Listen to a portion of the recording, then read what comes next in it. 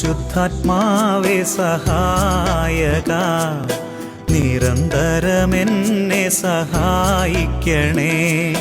നിത്യവും കൂടെ വസിക്കുന്നോനേ, അഭിഷേകത്തിൻ അഗ്നി നിറച്ചിടണേ.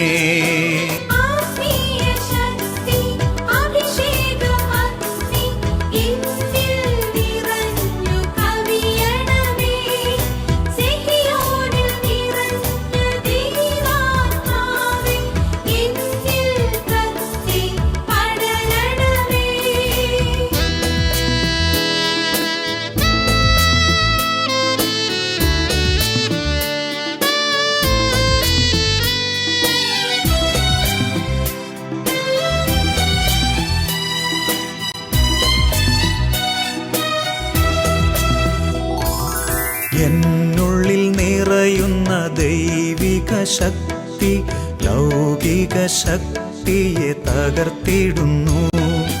പാപനീതി ന്യായ ബോധ്യങ്ങൾ ഹൃത്തിൽ നിറച്ചെന്നെ അഭിഷേകം.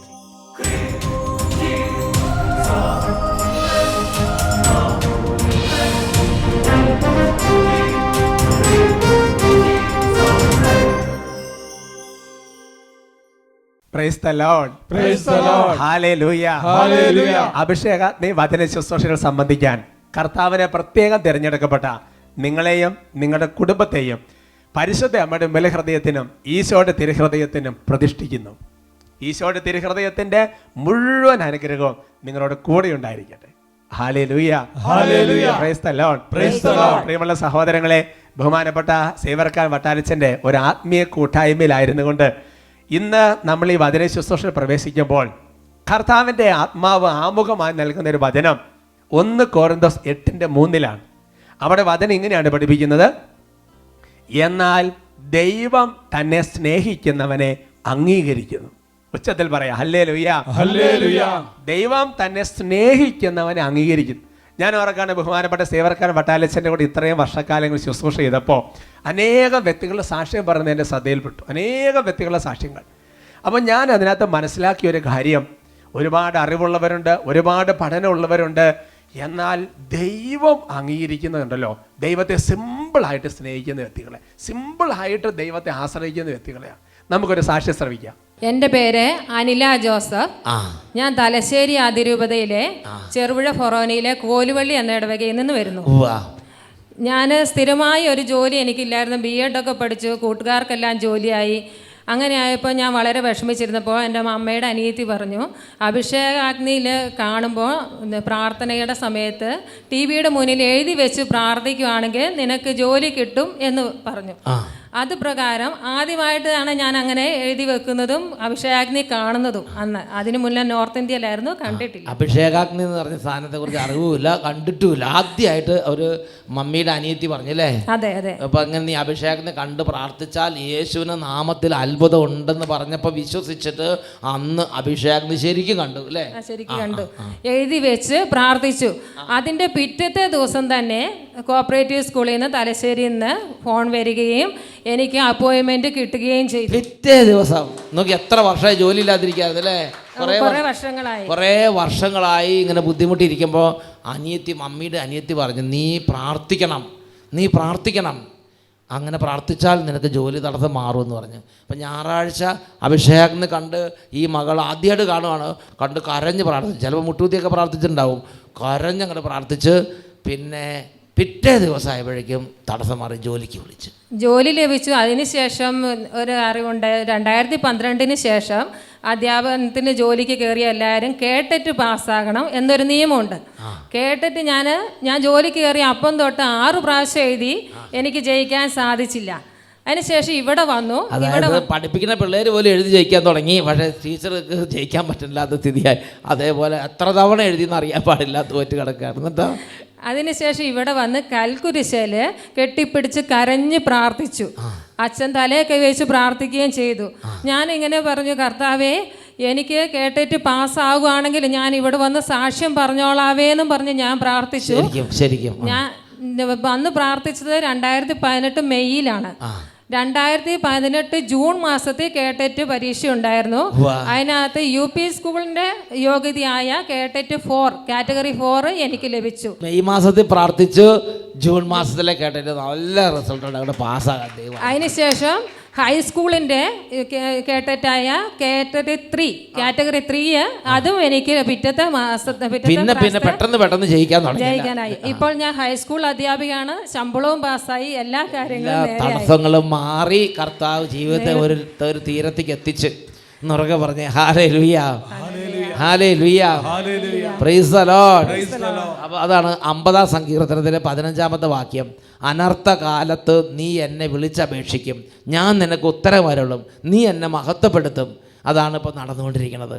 അനർത്ഥകാലമുണ്ട്, തടസ്സങ്ങൾ, ബുദ്ധിമുട്ട്, ഒന്നും നടക്കാത്ത അവസ്ഥ, എപ്പോഴും തോൽവി, എന്ത് ചെയ്താലും ഗുണപ്പെടില്ല, ഒരു ദുരിതം നിറഞ്ഞ കാലമുണ്ട്, അനർത്ഥകാലം.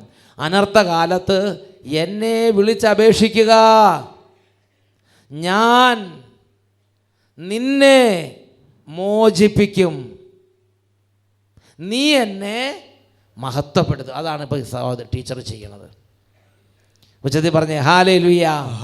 നിങ്ങൾക്ക് സന്തോഷമാണോ? എന്നാൽ കൈ ഉയർത്തി നല്ല ശക്തിയോടെ വേഗത്തിൽ വീശി കൈയടിച്ച് പാടിയ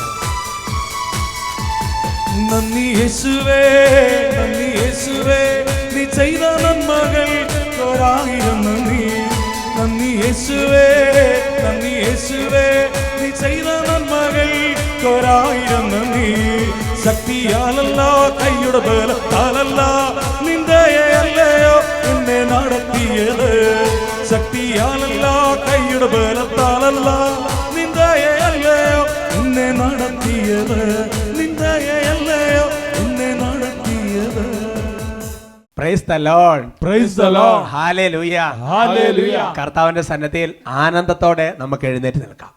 പ്രിയപ്പെട്ട സഹോദരങ്ങളെ, ഈ ആമുഖത്തിൽ നമ്മൾ ആ സഹോദരന്റെ സാക്ഷ്യം കേട്ടതിൻ്റെ വെളിച്ചത്തിൽ കർത്താവ് നമുക്ക് നൽകുന്ന നല്ല ബോധ്യത്തിൽ കുറേ സമയം കർത്താവിനെ ആരാധിക്കുക, സിമ്പിളായിട്ട് കർത്താവിനെ സ്നേഹിക്കാൻ, സിമ്പിളായിട്ട് കർത്താവിനെ ആശ്രയിക്കാൻ, സിമ്പിളായിട്ട് കർത്താവിൽ വിശ്വസിക്കാൻ ദൈവത്തിൻ്റെ ശക്തി നമ്മുടെ മേൽ വരും.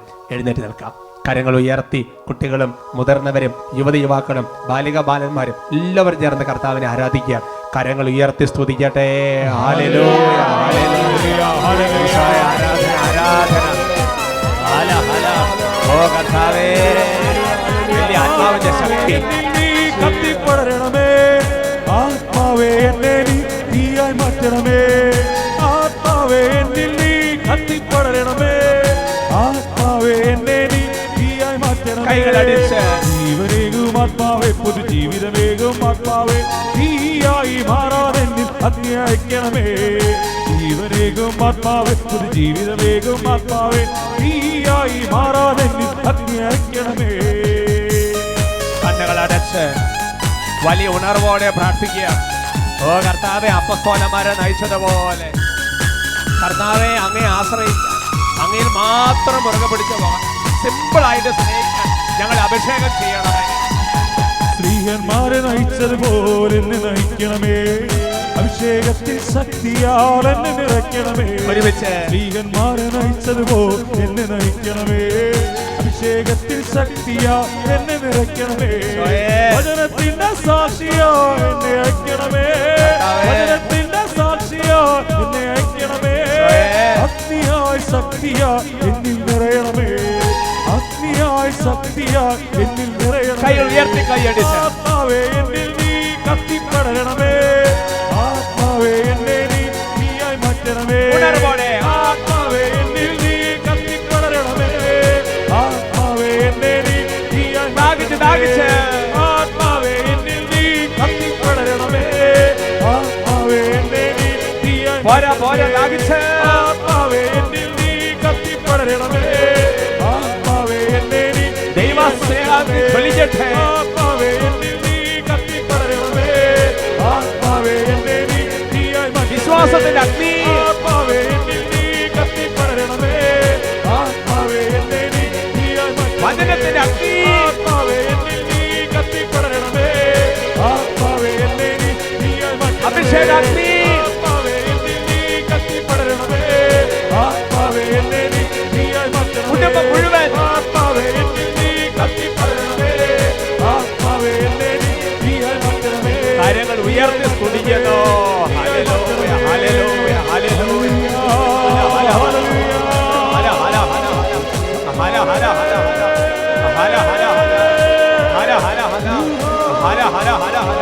ഓ കർത്താവേ, വചനം ഗ്രഹിക്കാൻ തക്കവിധം അപ്പസ്തലന്മാരുടെ ഹൃദയത്തെ കർത്താവ് തുറന്നതുപോലെ കർത്താവേ, അടഞ്ഞിരിക്കുന്ന ഹൃദയങ്ങൾ ഈശോയുടെ നാമത്തിൽ തുറക്കപ്പെടട്ടെ. ദുഃഖം, നിരാശ, സങ്കടം, വേദന, വിഷമം, പൈശാചിക പീഡകൾ, ഇതുപോലെ കഷ്ടപ്പെട്ടിരുന്ന ഹൃദയങ്ങൾ ഇപ്പോൾ യേശുവിന്റെ നാമത്തിൽ വിടുതൽ പ്രാപിക്കട്ടെ. ഹല ഹല ഹല ഹല ഹല ഹല ഹല. നാളുകളായി ശരീരത്തിലും മനസ്സിലും ആത്മാവിലും വലിഞ്ഞു പറ്റുന്ന ജീവിതങ്ങളിലെ കെട്ടുകൾ ഇപ്പോൾ യേശുവിന്റെ നാമത്തിൽ വിടുതൽ പ്രാപിക്കട്ടെ. കൃപ നിറയട്ടെ, ശക്തി നിറയട്ടെ, വിശ്വാസം നിറയട്ടെ, വചനം നിറയട്ടെ, ദൈവസേന നിറയട്ടെ. ശക്തി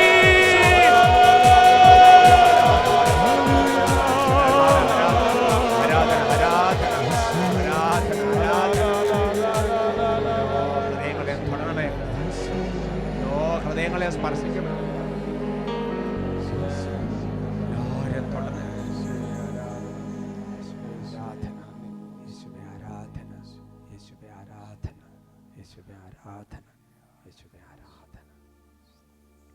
Praise the Lord. Praise the Lord. Hallelujah. Hallelujah. സന്തോഷത്തോടെ പറയാം Hallelujah. Hallelujah.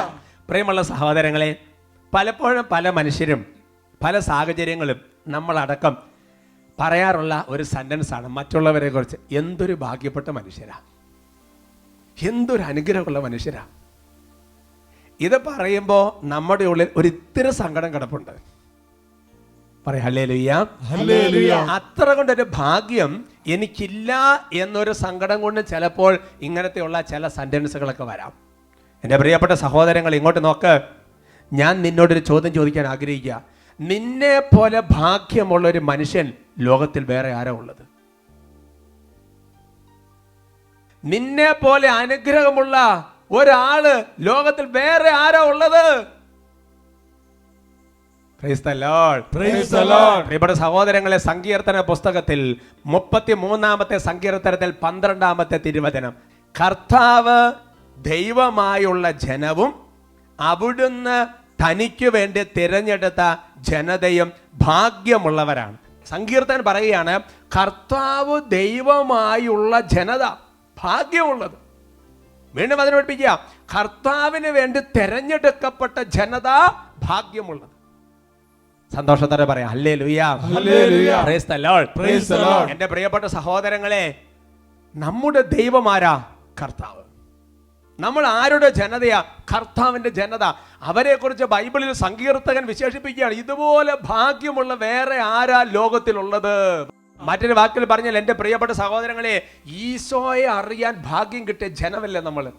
ഞാൻ പലപ്പോഴും ചിന്തിച്ചിട്ടുണ്ട്, എൻ്റെ ജീവിതത്തിൽ ഈശോയെ അറിയാൻ എനിക്കൊരു ഭാഗ്യം കിട്ടിയില്ലായിരുന്നെങ്കിൽ എൻ്റെ അവസ്ഥ എന്താകുമല്ലോ അല്ലേ? ചിന്തിച്ചു നോക്കാൻ എൻ്റെ പ്രിയപ്പെട്ട സഹോദരങ്ങളെ, നിന്റെ ജീവിതത്തിലെ ഏറ്റവും വലിയ ഭാഗ്യം എന്ന് പറയുന്നത് എന്താ? ഈശോയെ അറിയാൻ ഒരു കൃപ ഈശോ നിനക്ക് തന്നില്ലേ? യേശയ്യാ പ്രവചനത്തിൽ 43-ാമത്തെ അധ്യായത്തിന്റെ 10-ാമത്തെ വാക്യം, ബുക്ക് ഓഫ് ഐസയ്യാ ചാപ്റ്റർ 43 വേഴ്സ് 10, അവിടെ വളരെ മനോഹരമായി ഈ കാര്യം വീണ്ടും വെളിപ്പെടുത്തപ്പെട്ടിട്ടുണ്ട്. ആ വചനം നമുക്ക് കേൾക്കാം. കർത്താവ് അരുളി ചെയ്യുന്നു, നിങ്ങൾ എൻ്റെ സാക്ഷികളാണ്, എന്നെ അറിഞ്ഞ് വിശ്വസിക്കാനും ഞാനാണ് ദൈവമെന്ന് ഗ്രഹിക്കാനും ഞാൻ തിരഞ്ഞെടുത്ത ദാസൻ. എനിക്ക് മുൻപ് മറ്റൊരു ദൈവം ഉണ്ടായിട്ടില്ല, എനിക്ക് ശേഷം മറ്റൊരു ദൈവം ഉണ്ടാവുകയുമില്ല. കർത്താവ് വെളിപ്പെടുത്തുകയാണ്, നിങ്ങൾ എൻ്റെ സാക്ഷികളാണ്, നിങ്ങൾ എനിക്ക് സാക്ഷികളാണ്. കർത്താവ് പറയാം, നമ്മളെ നോക്കി പറയാ. എന്നിട്ട് കർത്താവ് പറയുന്നത് എന്താ? എന്നെ അറിഞ്ഞ് വിശ്വസിക്കാനും ഞാനാണ് ദൈവമെന്ന് മനസ്സിലാക്കാനും തിരഞ്ഞെടുത്ത എൻ്റെ പ്രിയപ്പെട്ട ദാസനാണ്, ദാസിയാണ് നീ എന്ന് കർത്താവ് പറയുകയാണ്. എൻ്റെ പ്രിയപ്പെട്ട സഹോദരങ്ങളെ, പറയാം hallelujah. Hallelujah. Praise the Lord. Praise the Lord. അപ്പോൾ നമ്മുടെ ജീവിതത്തിലെ ഏറ്റവും വലിയ ഭാഗ്യം എന്താണ് എന്ന് ചോദിച്ചാൽ, കർത്താവിനെ അറിയാൻ ഭാഗ്യം കിട്ടില്ലേ? കർത്താവിന്റെ വചനങ്ങൾ അറിയാൻ ഭാഗ്യം കിട്ടിയില്ലേ? കർത്താവ് ഇതിനു വേണ്ടി നമ്മളെ തെരഞ്ഞെടുത്തില്ലേ? ഞാൻ ഓർക്കാം, സ്കൂളിലൊക്കെ പഠിക്കുന്ന സമയത്ത് ചിലപ്പോൾ ചില കുട്ടികൾ പറഞ്ഞിരുന്നൊരു കാര്യം ഞാൻ ഓർക്കാം, എൻ്റെ അപ്പൻ പോലീസുകാരനാണ്. കുട്ടികൾ പറയും, എൻ്റെ അപ്പൻ പോലീസുകാരനാണ്, അവൻ എന്തൊരു അഭിമാന ബോധമാണ്. എൻ്റെ പ്രിയപ്പെട്ട സഹോദരൻ, അങ്ങനെയാണെങ്കിൽ എൻ്റെ പ്രിയപ്പെട്ട സഹോദരങ്ങളെ, കർത്താവ് യേശയ്യാ 41 വെളിപ്പെടുത്തുകയാണ്, എനിക്ക് മുമ്പ് മറ്റൊരു ദൈവം ഉണ്ടായിട്ടില്ല, ഇനി ഒരു ദൈവമേ ഉണ്ടാവുകയുമില്ല. യേശു ക്രിസ്തുവാണ് ഏക ദൈവം, യേശു അല്ലാതെ വേറെ ദൈവമില്ല. ഈ ദൈവത്തെ അറിയാൻ, ഈ ദൈവത്തിന് സാക്ഷ്യം വഹിക്കാൻ ഭാഗ്യം കിട്ടിയ, വിളി കിട്ടിയ നമ്മളല്ലേ. അങ്ങനെയാണെങ്കിൽ എൻ്റെ പ്രിയപ്പെട്ട സഹോദരങ്ങളെ, നമുക്ക് എന്തൊരു അഭിമാന ബോധമാണ് വരേണ്ടത്. വീണ്ടും കർത്താവിൻ്റെ ആത്മാവ് നിയമാവർത്തന പുസ്തകത്തിൽ 7-ാമത്തെ അധ്യായത്തിൽ 6-ാമത്തെ വാക്യത്തിൽ മറ്റൊരു വെളിപ്പെടുത്തൽ നൽകുന്നതാണ്. Book of Deuteronomy chapter 7:6. അവിടെ വചനം പഠിപ്പിക്കുന്നത് ഇങ്ങനെയാണ്: നിങ്ങളുടെ ദൈവമായ കർത്താവിന് നിങ്ങൾ വിശുദ്ധ ജനമാണ്. ഭൂമുഖത്തുള്ള എല്ലാ ജനതകളിൽ നിന്ന് തൻ്റെ സ്വന്തം ജനമാകേണ്ടതിന് അവിടുന്ന് നിങ്ങളെ തിരഞ്ഞെടുത്തിരിക്കുന്നു. പറയാ ഹല്ലേലൂയ, ഹല്ലേലൂയ. കർത്താവ് പറയാണ്, നിങ്ങൾ എനിക്ക് വിശുദ്ധ ജനമാണ്. ഈ ഭൂമുഖത്തിൽ വെച്ച് അനേക ജനതകളിൽ നിന്ന് എനിക്ക് സ്വന്തമാകാൻ വേണ്ടി തിരഞ്ഞെടുത്ത ജനതയാണ് നീ. അങ്ങനെ ഒരു കുടുംബമാണ് നീ, അങ്ങനെ ഒരു വ്യക്തിയാണ് നീ. Praise the Lord. Praise the Lord. Hallelujah. Hallelujah. അതുകൊണ്ട് എൻ്റെ പ്രിയപ്പെട്ട സഹോദരങ്ങളെ, നമ്മളൊരു നിസാര ജനതയല്ല. കർത്താവിന് വേണ്ടി തിരഞ്ഞെടുക്കപ്പെട്ട വിശുദ്ധ ജനമാണ് നമ്മൾ. ഒരു വിശുദ്ധ ജനമാണ് നമ്മൾ. അങ്ങനെയാണെങ്കിൽ കർത്താവിന് മാത്രം സ്വന്തമാകാൻ തിരഞ്ഞെടുക്കപ്പെട്ട വിശുദ്ധ ജനതയാണെങ്കിൽ അതിലല്ലേ നീ അഭിമാനം കൊള്ളേണ്ടത്. അതുകൊണ്ടാണ് പൗലോസ്ലീഹ പറയുന്നത്, യേശുക്രിസ്തു എന്നെ സ്വന്തമാക്കിയത് കൊണ്ട് ഈ ലോകത്തിൻ്റെ എല്ലാ കാര്യവും ഞാൻ ഉപേക്ഷിക്കുന്നു. കാരണം എന്താ? ഞാനൊരു വിശുദ്ധ ജനമായി മാറാനുള്ളവനാണ്. യേശുക്രിസ്തു എന്നെ സ്വന്തമാക്കിയിരിക്കുന്നത് കൊണ്ട് ഈ ലോകത്തിൽ സ്വന്തമായതെല്ലാം പൗലോസ്ലീഹ ഉച്ചിഷ്ടം പോലെ കളയും. കാരണം എന്താ? യേശുക്രിസ്തു എന്നെ സ്വന്തമാക്കിയിരിക്കുന്നു. കർത്താവിന് സ്വന്തമാകാൻ വേണ്ടി മാത്രം തിരഞ്ഞെടുക്കപ്പെട്ട ആളാണ് നീ. ഒരു കുടുംബജീവിതം നയിക്കുന്ന വ്യക്തിയെ സംബന്ധിച്ചിടത്തോളം ഇങ്ങനെ ചിന്തിച്ച് നോക്കുക, നമ്മളൊരു ജീവിത പങ്കാളിയെ തിരഞ്ഞെടുക്കുമ്പോൾ നിനക്ക് സ്വന്തമാകാൻ വേണ്ടി മാത്രമാണ്, ആർക്കും സ്വന്തം വേണ്ടിയിട്ടല്ല, നിനക്ക് വേണ്ടി മാത്രം. ഇനി ഇങ്ങനെ ചിന്തിക്കുക, നമുക്ക് സ്വന്തമായിരിക്കേണ്ട അല്ലെങ്കിൽ നമ്മുടെ മാത്രം സ്വന്തമായിരിക്കേണ്ട ജീവിത പങ്കാളി വേറെ ആരുടെയെങ്കിലും സ്വന്തമാണെന്ന് നീ അറിഞ്ഞാൽ നിനക്കുണ്ടാകുന്നതിന് മനസ്സിൻ്റെ വിഷമം ഓർത്തി. അങ്ങനെ ചിന്തിക്കാൻ പോലും ഇഷ്ടമില്ല നമുക്ക്, അങ്ങനെ ചിന്തിക്കാൻ പോലും നമുക്ക് ഇഷ്ടമില്ല. അങ്ങനെയാണെങ്കിൽ എൻ്റെ പ്രിയപ്പെട്ട ദൈവപൈതലേ, നീ ഒരു വിശുദ്ധ ജനമാണ്, നീ ഒരു വിശുദ്ധ ജനമാണ്. കർത്താവിന് വേണ്ടി മാത്രം സ്വന്തമാക്കപ്പെട്ട ജനമാണ് നീ. പറഞ്ഞ ഹല്ലേലൂയ, ഹല്ലേലൂയ. വേറെ ഒന്നിനെ സ്വന്തമാക്കാൻ പാടില്ല, ഈശോയുടെ മാത്രം. അതാണ് പൗലോസ്ലീഹ പറയുന്നത്, യേശുക്രിസ്തു എന്നെ സ്വന്തമാക്കിയിരിക്കുന്നത് കൊണ്ട് സ്വന്തമായിട്ടുള്ളതെല്ലാം ഞാൻ ഉപേക്ഷിക്കുന്നു, യേശുവിനെ സ്വന്തമാക്കി, യേശുവിൻ്റെതായി മാറാൻ വേണ്ടി. യേശയ്യാ പ്രവചനം 41-ാമത്തെ അധ്യായത്തിന്റെ 8-9 വാക്യങ്ങളിൽ ഇതിനെക്കുറിച്ച് കുറച്ചുകൂടി വെളിപ്പെടുത്തൽ കിട്ടുന്നുണ്ട്. Book of Isaiah chapter 41:8-9. എൻ്റെ ദാസനായ ഇസ്രായേലേ, ഞാൻ തിരഞ്ഞെടുത്ത യാക്കോബേ, എൻ്റെ സ്നേഹിതനായ അബ്രാഹത്തിൻ്റെ സന്തതി, നീ എൻ്റെ ദാസനാണ്, ഞാൻ നിന്നെ തിരഞ്ഞെടുത്തു, ഇനി ഒരിക്കലും ഉപേക്ഷിക്കുകയില്ല എന്ന് പറഞ്ഞുകൊണ്ട് ഭൂമിയുടെ അതിർത്തികളിൽ നിന്ന് നിന്നെ ഞാൻ തിരഞ്ഞെടുത്തു, വിദൂര ദിക്കുകളിൽ നിന്ന് നിന്നെ ഞാൻ വിളിച്ചു. കർത്താവ് നിന്നെ തിരഞ്ഞെടുക്കുന്ന സമയത്ത് നിന്റെ ചങ്കിൻ്റെ ഉള്ളിൽ കുറിച്ചിടാൻ കർത്താവ് ഒരു സന്ദേശം പറഞ്ഞിരിക്കുക, നിന്നെ ഞാൻ ഒരിക്കലും ഉപേക്ഷിക്കുകയില്ല. മുമ്പേ പറഞ്ഞ കുടുംബജീവിതത്തിന്റെ പശ്ചാത്തലത്തിൽ ഒന്ന് ചിന്തിച്ചാൽ, എന്തെങ്കിലും തരത്തിലുള്ള ഇഷ്ടക്കേട് പറയുമ്പോൾ ഇന്ന് ഒന്ന് പറഞ്ഞ് രണ്ടാമത്തിന് ഡൈവോഴ്സാണ്. നീ നിന്റെ വീട്ടിൽ പോക്കോ, അല്ലെങ്കിൽ അങ്ങനത്തെ കാര്യങ്ങൾ നിർത്തിക്കോ. എന്നാൽ എൻ്റെ പ്രിയപ്പെട്ട സഹോദരങ്ങളെ, യേശുക്രിസ്തു നിന്നെ തെരഞ്ഞെടുത്തിട്ട് യേശു പറയുക, നീ എന്തൊക്കെ ചെയ്താലും ശരി, ഒരിക്കലും ഞാൻ നിന്നെ ഉപേക്ഷിക്കുകയല്ല. ഒരിക്കലും കർത്താവ് ഉപേക്ഷിക്കുകയല്ല. പറയാ ഹല്ലേലൂയ, ഹല്ലേലൂയ. തുറന്ന് പറ hallelujah, hallelujah. Praise the Lord, praise the Lord. അതുകൊണ്ട് എൻ്റെ പ്രിയപ്പെട്ട സഹോദരങ്ങളെ, യേശുവിനെ അറിയാൻ, മാമോദിസ സ്വീകരിക്കാൻ, ക്രിസ്തുവിന്റെ അനുയായിയാകാൻ, യേശുവിന്റെ സ്വന്തമാകാൻ, സഭയുടെ സന്താനമാകാനുള്ള ഈ വിളി നിസാരമല്ല. ഇതൊരു നിസാര വിളിയല്ല. ഒരുപക്ഷെ എൻ്റെ പ്രിയപ്പെട്ട സഹോദരങ്ങളെ, ഈ വചനശുശ്രൂഷ സംരക്ഷിക്കുന്ന വൈദികരുണ്ടാവും, സമർപ്പിതരുണ്ടാകും. എത്രയോ ശ്രേഷ്ഠമായൊരു വിളിയാണ് കർത്താവ് തന്നിരിക്കുന്നത്. അതിനകത്ത് അഭിമാനം കൊള്ളണ്ടേ? അതുകൊണ്ടാണ് കർത്താവ് വചനത്തിൽ പൗലോസ്ലീഹ വെളിപ്പെടുന്നത്, അഭിമാനിക്കുന്നവൻ കർത്താവിൽ അഭിമാനിക്കട്ടെ. ആമോസിന്റെ പുസ്തകത്തിൽ 3-ാമത്തെ അധ്യായത്തിന്റെ 2-ാമത്തെ വാക്യത്തിൽ മറ്റൊരു വെളിപ്പെടുത്തലുണ്ട്. Book of Amos chapter 3:2. അവിടെ വചനം പഠിപ്പിക്കുന്നത് ഇങ്ങനെയാണ്, ഭൂമിയിലുള്ള സകല ജനതകളിൽ വെച്ച് നിങ്ങളെ മാത്രമാണ് ഞാൻ സ്വന്തമായി ഗണിച്ചത്. കർത്താവ് ആവർത്തിച്ച് പറയുക, നീ ഓർക്കണം, നീ ഓർക്കണം, നീ ഓർക്കണം. കർത്താവ് ഓർമ്മിപ്പിക്കുക, ഈ ഭൂമിയിൽ വെച്ച് നിങ്ങളെ മാത്രമാണ് ഞാൻ സ്വന്തമായിട്ട് പരിഗണിച്ചത്. ആ സെന്റൻസ് എവിടുന്നാ വരുന്നേ? പ്രിയപ്പെട്ട സഹോദരങ്ങളെ, നീ നിന്റെ കുഞ്ഞിനെ മാറോട് ചേർത്ത് വെച്ച് പറയുന്നത് പോലത്തെ ഒരു സെന്റൻസ് അല്ലേ അത്? എൻ്റെ കുഞ്ഞേ, നീ എൻ്റെ സ്വന്തമാണ് എന്ന് പറയുന്നത് പോലെ ദൈവഹൃദയത്തിൽ പറയുക, ഈ ഭൂമിയിലെ ജനത വെച്ച് നിന്നെ മാത്രമാ ഞാൻ സ്വന്തമായിട്ട് പരിഗണിച്ച്, നീ മറക്കരുത്. Praise the Lord. Praise the Lord. പറയാം ഹല്ലേലൂയ. Hallelujah. വീണ്ടും പ്രിയപ്പെട്ട സഹോദരങ്ങളെ, കർത്താവ് സ്വന്തമാക്കിയ ജനതയെക്കുറിച്ച് അല്ലെങ്കിൽ കർത്താവ് ദൈവമല്ല ജനതയെക്കുറിച്ച് ബൈബിളിൽ കിടക്കുന്ന വെളിപ്പെടുത്തലുകൾ നമ്മൾ മനസ്സിലാക്കണം. നിയമാവർത്തന പുസ്തകത്തിൽ 4-ാമത്തെ അധ്യായത്തിന്റെ 7-ാമത്തെ വാക്യം, ബുക്ക് ഓഫ് ഡ്യൂട്ടറോണമി ചാപ്റ്റർ 4:7. അവിടെ വചനം ഇങ്ങനെയാണ് വെളിപ്പെടുത്തുന്നത്: നാം വിളിച്ചപേക്ഷിക്കുമ്പോഴൊക്കെ നമ്മുടെ ദൈവമായ കർത്താവ് നമുക്ക് സമീപസ്ഥനായിരിക്കുന്നത് പോലെ ദൈവം ഇത്ര അടുത്തുള്ള വേറെ ഏത് ശ്രേഷ്ഠ ജനതയാണുള്ളത്? പറഞ്ഞ ഹല്ലേലൂയാ. എന്റെ പ്രിയപ്പെട്ട സഹോദരങ്ങളെ, വിളിച്ചപേക്ഷിക്കുമ്പോഴേക്കും കർത്താവ് ഇത്ര അടുത്തുള്ള വേറെ ഏത് ജനതയാ ഉള്ളത് എന്ന് ഈശോ ചോദിക്കുമല്ലേ? മുമ്പേ കണ്ട സാക്ഷ്യത്തിൽ നോക്ക്, ഇന്നേ അവർ അഭിഷേകാന്തി പ്രോഗ്രാം കണ്ടിട്ടില്ല. എൻ്റെ പ്രിയപ്പെട്ട സഹോദരങ്ങളെ, ആ ടി വിക്ക് മുമ്പിൽ ഒരു പേപ്പറിൽ നിയോഗം എടുത്തു വെച്ച് എൻ്റെ പൊന്ന് കർത്താവ് എന്ന് വിളിച്ചപ്പോഴത്തേക്കും ദൈവം ഇറങ്ങി വരുന്ന വേറെ ഏത് ദൈവമാണുള്ളത്?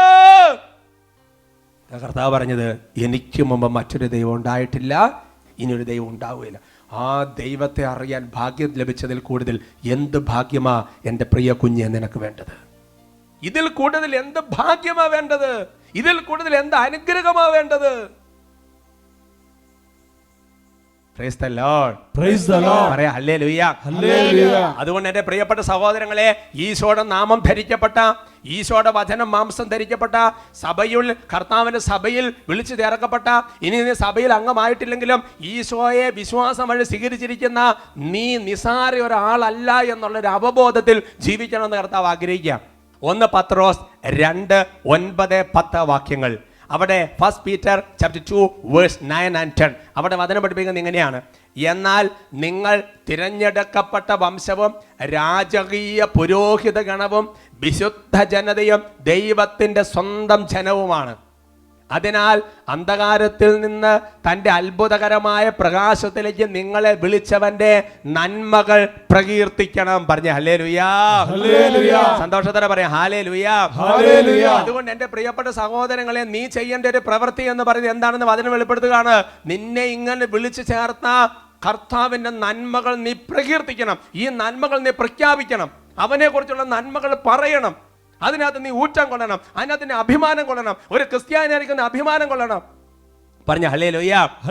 എന്റെ പ്രിയപ്പെട്ട സഹോദരങ്ങൾ, ചിലപ്പോൾ സോഷ്യൽ മീഡിയയിലും പല സ്ഥലങ്ങളിലുമൊക്കെ സഭയെയും കർത്താവിനെയും ക്രിസ്ത്യാനിയെയും പൗരോഹിത്യത്തെയും ശുശ്രൂഷകളെയും വചന ശുശ്രൂഷകളെയൊക്കെ ദുഷിക്കുന്ന സമയത്ത് വളരെ വിരളമായിട്ടെങ്കിലും ചില മനുഷ്യർ പറഞ്ഞ സന്യാസി ഞാൻ കേട്ടിട്ടുണ്ട്, പുറത്തിറങ്ങി നടക്കാൻ പറ്റാതായി, സഭയിൽ അംഗമാണെന്ന് പറഞ്ഞ മോശമായി. എന്റെ പ്രിയപ്പെട്ട ദൈവമല്ല, സാത്താന്റെ കെണിയിൽ നീ കുടുങ്ങരുന്ന വചനം നിന്നെ താക്കീത് ചെയ്യുകയാണ്. അതുകൊണ്ട് കർത്താവ് പറയാ, യേശയ്യാ 43:10 പറഞ്ഞ് ഓർക്കുന്നില്ല, നിങ്ങൾ എൻ്റെ സാക്ഷികളാണ്, നിങ്ങൾ എൻ്റെ സാക്ഷികളാണ്. അതുകൊണ്ട് നീ എന്ത് ചെയ്യണം? നീ കർത്താവിൻ്റെ നന്മകൾ പ്രകീർത്തിക്കണം, നീ കർത്താവിൻ്റെ നന്മകൾ ഏറ്റുപറയണം. എൻ്റെ പ്രിയപ്പെട്ട സഹോദരൻ, നീ ഒരു ക്രിസ്ത്യാനി ആയിരിക്കും, നീ അഭിമാനം കൊള്ളണം. നീ ഒരു സഭയുടെ സന്തതി ആയിരിക്കുന്നു, നീ കുതിച്ചു ചാടണം. ഉദാഹരണം പറഞ്ഞാൽ, ഇപ്പോൾ വിവാഹമൊക്കെ കഴിഞ്ഞ് സ്വന്തം വീട്ടിൽ ചെല്ലുമ്പോൾ ഭർത്താവിൻ്റെ വീട്ടുകാരെ കുറിച്ച് എന്തുമാത്രം കാര്യങ്ങളായിരിക്കും നന്നായിട്ട് പറയുക. അല്ലെന്നുണ്ടെങ്കിൽ ഭാര്യയുടെ വീട്ടുകാരെ കുറിച്ച് എത്രമാത്രം നന്നായിട്ടായിരിക്കും സംസാരിക്കുക എന്ന് പറയുന്നത് പോലെ, എൻ്റെ പ്രിയപ്പെട്ട സഹോദരങ്ങളെ, നീ നിന്നെ വിളിച്ചവൻ്റെ നന്മകൾ പ്രകീർത്തിക്കണം.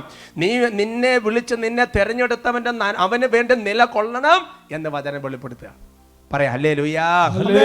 അതുകൊണ്ട് എൻ്റെ പ്രിയപ്പെട്ട സഹോദരങ്ങളെ, നമ്മൾ വാസ്തവത്തിൽ നമ്മൾ എന്താണ് പറയേണ്ടത് എന്ന്, അതായത് കർത്താവ് ദൈവമായിട്ടുള്ള ജനത, കർത്താവ് സ്വന്തമാക്കാൻ തിരഞ്ഞെടുത്ത ജനത എന്ത് പറയണമെന്ന് പോലും ബൈബിൾ കൃത്യമായിട്ട് എഴുതി വെച്ചിട്ടുണ്ട്. 144-ാമത്തെ സങ്കീർത്തനത്തിലാണ് ആ വെളിപ്പെടുത്തൽ നമുക്ക് കിട്ടുന്നത്. 144-ാം സങ്കീർത്തനം 12 മുതൽ 15 വരെയുള്ള വാക്യങ്ങൾ. ഞങ്ങളുടെ പുത്രന്മാർ മുളയിലെ തഴച്ചു വളരുന്ന സസ്യം പോലെയും ഞങ്ങളുടെ പുത്രന്മാർ കൊട്ടാരത്തിന് വേണ്ടി കൊത്തിയെടുത്ത സ്തംഭം പോലെയുമായിരിക്കട്ടെ. ഞങ്ങളുടെ അറപ്പുരകൾ എല്ലാത്തരം ധാന്യങ്ങൾ കൊണ്ട് നിറഞ്ഞിരിക്കട്ടെ. ഞങ്ങളുടെ ആടുകൾ ഞങ്ങളുടെ വയലുകളിൽ 1000-10,000-മായി പെരുകട്ടെ. ഞങ്ങളുടെ കന്നുകാലികൾ വന്ധ്യതയോ അകാല പ്രസവമോ ഇല്ലാതെ വർദ്ധിക്കട്ടെ. ഞങ്ങളുടെ തെരുവുകളിൽ ദീനരോധനം കേൾക്കാതിരിക്കട്ടെ. ഇപ്രകാരം അനുഗ്രഹം ലഭിച്ച ജനത ഭാഗ്യമുള്ളത്, കർത്താവ് ദൈവമായിട്ടുള്ള ജനത ഭാഗ്യമുള്ളത്. പറഞ്ഞ് ഹല്ലേലൂയാ. നമ്മൾ പറയേണ്ടത്, എൻ്റെ പ്രിയപ്പെട്ട സഹോദരങ്ങളെ, ഇങ്ങനെയുള്ള അനുഗ്രഹത്തിന്റെ വാക്കുകളാണ്. ഞങ്ങൾ നിർഭാഗ്യവാനായ മനുഷ്യരാന്ന് പറയരുത്, ഞങ്ങൾ അനുഗ്രഹമില്ലാത്ത മനുഷ്യരാന്ന് പറയരുത്. മറിച്ച് കർത്താവിൻ്റെ അനുഗ്രഹം അവകാശമാക്കാൻ വേണ്ടി വിളിക്കപ്പെട്ടവരാണ് നമ്മൾ. അതുകൊണ്ട് പറയണം, ഞങ്ങൾ അനുഗ്രഹം പ്രാപിക്കും, ഞങ്ങൾ ഇങ്ങനെ ആയിത്തീരും. അങ്ങനെയുള്ള അനുഗ്രഹത്തിൻ്റെ വചസ്സുകൾ മൊഴിയണമെന്നും അവൻ്റെ നന്മകൾ പ്രകീർത്തിക്കണമെന്നാണ് കർത്താവ് ആഗ്രഹിക്കുന്നത്. അതുകൊണ്ട് എൻ്റെ പ്രിയപ്പെട്ട സഹോദരങ്ങളെ, ഇതുവരെ ദൈവം നയിച്ച് പരിപാലിച്ചുകൊണ്ടെന്ന വഴികൾ ഓർക്കണം. ഇതുവരെ ദൈവം നയിച്ച് പരിപാലിച്ച വഴികൾ മനസ്സിൽ നിന്ന് മറക്കരുത്. അവൻ്റെ നന്മകൾ പ്രകീർത്തിക്കണം. പുറപ്പാടിൻ്റെ പുസ്തകത്തിൽ 33-ാമത്തെ അധ്യായത്തിൻ്റെ 16-ാമത്തെ വാക്യം, അവിടെ വചനം വെളിപ്പെടുന്നത് ഇങ്ങനെയാണ്: അങ്ങ് ഞങ്ങളോടൊത്ത് യാത്ര ചെയ്യുമെങ്കിൽ ഞാനും അങ്ങയുടെ ജനവും ഭൂമുഖത്തുള്ള എല്ലാ ജനതകളിൽ നിന്ന് വ്യത്യസ്തമായിരിക്കും. പറയാം ഹല്ലേലൂയാ. എൻ്റെ പ്രിയപ്പെട്ട സഹോദരങ്ങൾ, നമ്മുടെ ജീവിതത്തിൽ ചില ഭൗതിക അനുഗ്രഹങ്ങൾ കിട്ടിയില്ല എന്നതുകൊണ്ട് നീ നിർഭാഗ്യവാനായ മനുഷ്യനാണെന്ന് പറയരുത്. ഭൗതികമായ ചില ആഗ്രഹങ്ങൾ നടക്കാതെ പോയതുകൊണ്ട് നിർഭാഗ്യനായ മനുഷ്യനാണെന്ന് പറയരുത്. അങ്ങനെ പറയുന്ന മനുഷ്യരാരാ?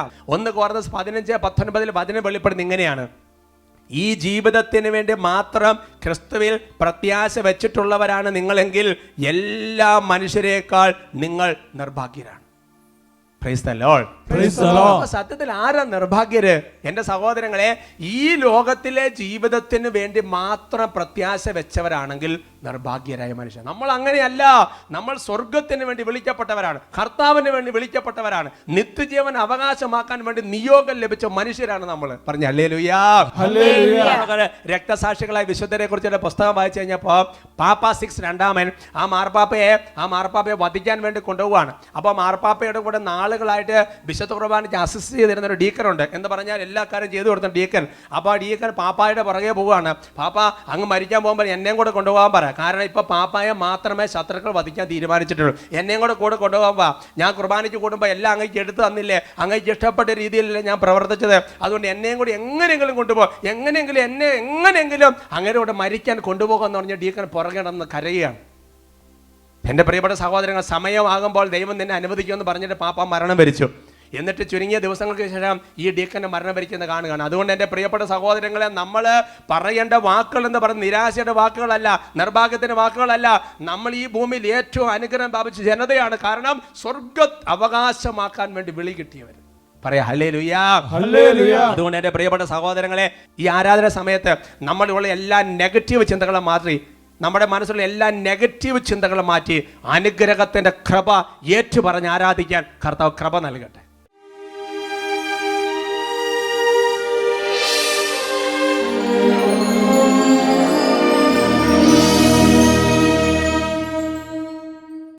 കർത്താവിൻ്റെ സന്നിധിയിൽ ഓരോരുത്തരും കരങ്ങൾ തുറന്ന് പിടിച്ച് പ്രാർത്ഥിക്കുകയാണ്.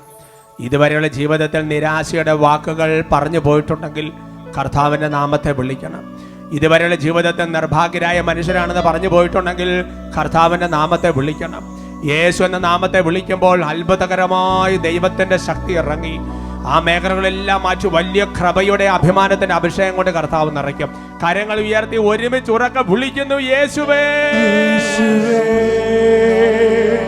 രക്ഷകാ കർത്താവേ നാഥനേ, ഉച്ചത്തിൽ വിളിക്കുന്നു യേശുവേ രക്ഷകാ